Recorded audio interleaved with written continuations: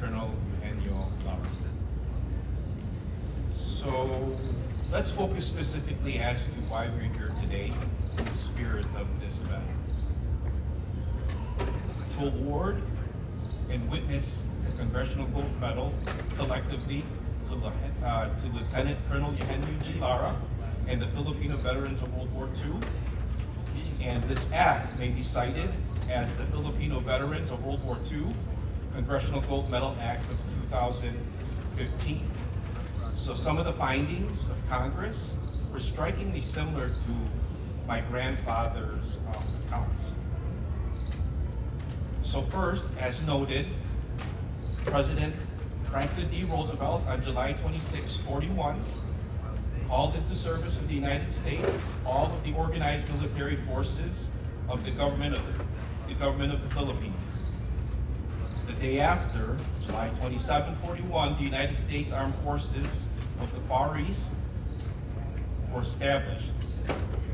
Manila was the designated command headquarters, and the commander was General Douglas MacArthur. The Filipinos would serve in these armed forces with the Scouts, Philippine Scouts, the Philippine Commonwealth Army, Filipino civilians who volunteered, and the guerrilla services who had fought behind enemy lines throughout the war. So let's focus on the guerrilla armies. They began to wage warfare on the Japanese invaders in the guerrilla armies from northern Luzon to Mindanao. They raided the Japanese camps, sabotaged and gathered all the weaponry that they needed to do, but they were really outnumbered and outmatched. But they began to extract lots of victories. The Japanese intelligence reports reveal that from the lines of that time, the Japanese invaded until the return of the United States Armed Forces in the summer of '44. An estimated 300,000 Filipinos continued to fight against the forces, and the resistance against the Japanese was so strong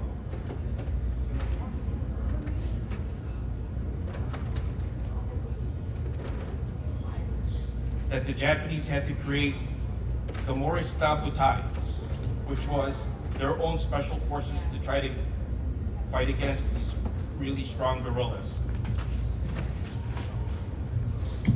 So the guerrillas, they worked to restore the communication with the United States to help give them key intelligence that General Douglas MacArthur was able to utilize and strategize with the rest of the Allied forces. This was a key piece to the war. Soldiers of the infantry regiments participated in this bloody war too, from New Guinea, Leyte, Samar, and Luzon, along with the southern parts of the Philippines. These Filipinos participated in the war out of national pride. So the United States remains very grateful for the bravery, valor, and dedication that the Filipino veterans of the war displayed, because it was a turning part of World War II, not just in the islands of the Pacific, but also in Europe as Hitler was going down too. So in honor of my grandfather and the Filipino veterans of World War II, the Congressional Gold Medal will live in the Smithsonian Institute, where it will be memorialized throughout time. So in ending, I just want to thank everybody for making their way to come here, and all the great speeches along the way, the testimonies that were read and that were written, and along with these great speeches that were done today.